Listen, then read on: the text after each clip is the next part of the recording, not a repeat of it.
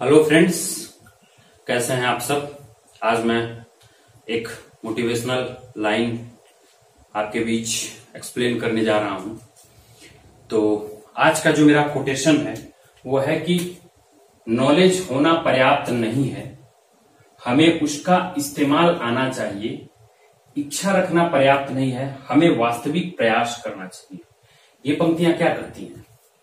आप युवा हैं, सब संघर्ष कर रहे हैं अपने सपनों के लिए, अपने लक्ष्य के लिए। आप जिंदगी में कुछ बड़ा करना चाहते हैं, आप एक सफर तय करना चाहते हैं। आप जहां हैं और जहां जा रहे हैं, दोनों के बीच में जो दूरी है वो दूरी सरल और कठिन दोनों हो सकती है। अगर कठिन है तो वो संघर्ष है।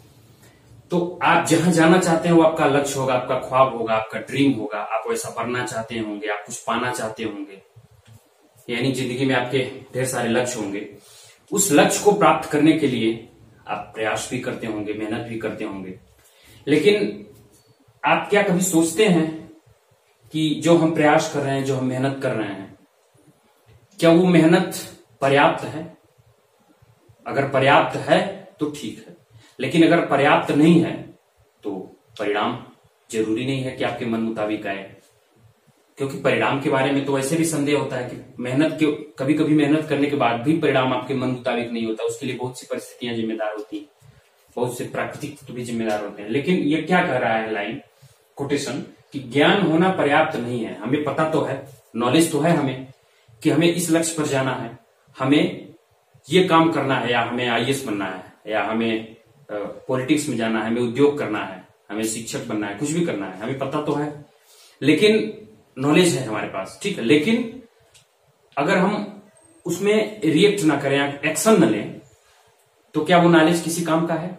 मान लीजिए हमको नॉलेज है किसी के बारे में, टेक्नोलॉजी का नॉलेज है या अन्य किसी के बारे में नॉलेज है, लेकिन अगर उसको हम अप्लाई ही ना करें नॉलेज को, अगर हम कहीं जा रहे हैं और हमको पता है कि टेक्नोलॉजी का उपयोग करके हम इस स्थान पर पहुंच सकते हैं बिना भटके और सबसे अच्छे तरीके से, आसान तरीके से, लेकिन हम टेक्नोलॉजी का उपयोग न करें, वो नॉलेज हमारे किसी काम का है? बिल्कुल नहीं है। इसी तरीके से कह रहा है कि हमारे पास नॉलेज तो है, लेकिन अगर उसका हम इस्तेमाल नहीं कर पा रहे हैं, हमें इस्तेमाल नहीं आ रहा है, तो वो नॉलेज वेस्ट चला जाएगा।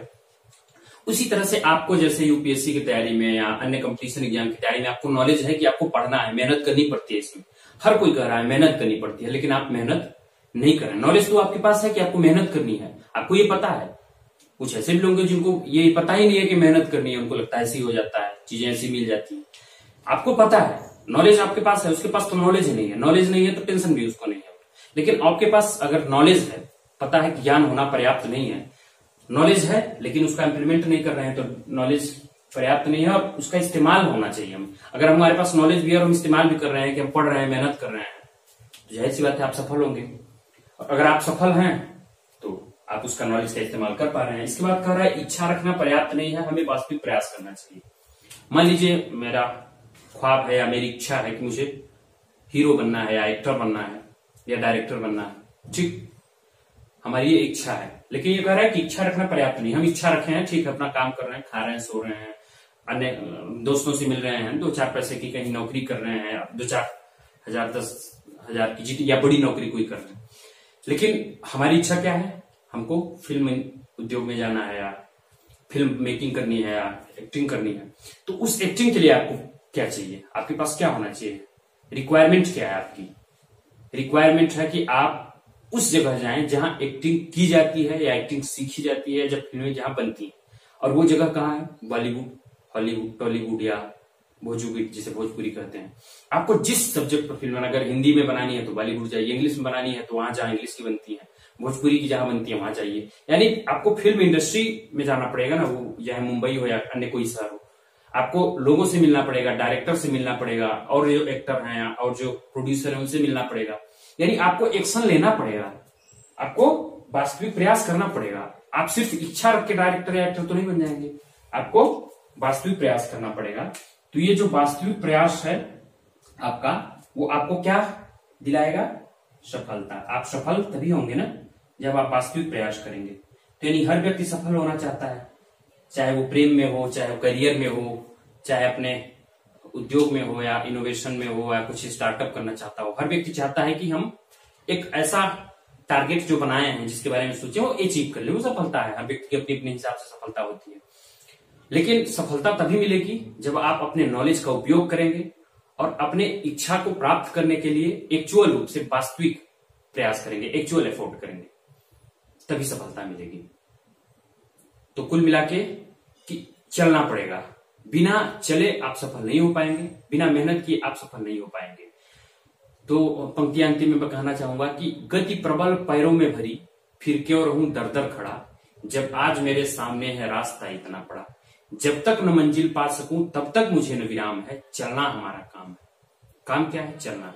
अब वो चलना पैदल चलने के रूप में नहीं है, वो चलना अपने लक्ष्य के प्रति, अपने कार्य के प्रति, जो आपका टारगेट है उसके प्रति इफोर्ट करने, मेहनत करने, इफर्ट करने से आप उस लक्ष्य तक प्राप्त करेंगे। जब एक लक्ष्य को प्राप्त करेंगे, जब आप एक्शन लेंगे किसी चीज के बारे में, तभी तो आप उस लक्ष्य तक पहुंचेंगे। अगर आपको यहां से मुंबई जाना है, यहां से दिल्ली जाना है अपने घर से, तो आपको ट्रेन में बैठना पड़ेगा, टिकट करा के ट्रेन में बैठेंगे, इसके बाद पहुंचेंगे। तो ट्रेन में आप जाएंगे, आप चाहें कि अब यहाँ बैठे बैठे ही पहुंच जाएं बिना मेहनत किए, तो संभव नहीं है। तो इसी तरीके से आपको चलना तो पड़ेगा। बिना चले, बिना मेहनत किए, बिना हार्ड वर्क किए आपको चीजें नहीं मिलेंगी। अगर गलती से मिल भी गई तो बहुत देर तक टिकेंगी नहीं। इसलिए जिंदगी में एक्शन लीजिए, मेहनत करिए और अपने लक्ष्य को प्राप्त करिए। मैंने इस वीडियो में बहुत अच्छे और छोटे से कोटेशन को डिस्क्राइब किया है। आप सब हमारे साथ बने रहें, हमारे इस चैनल को सब्सक्राइब करें और प्यार दें अपना। आपने वीडियो को बहुत इत्मीनान से देखा, इसलिए आपका बहुत बहुत धन्यवाद।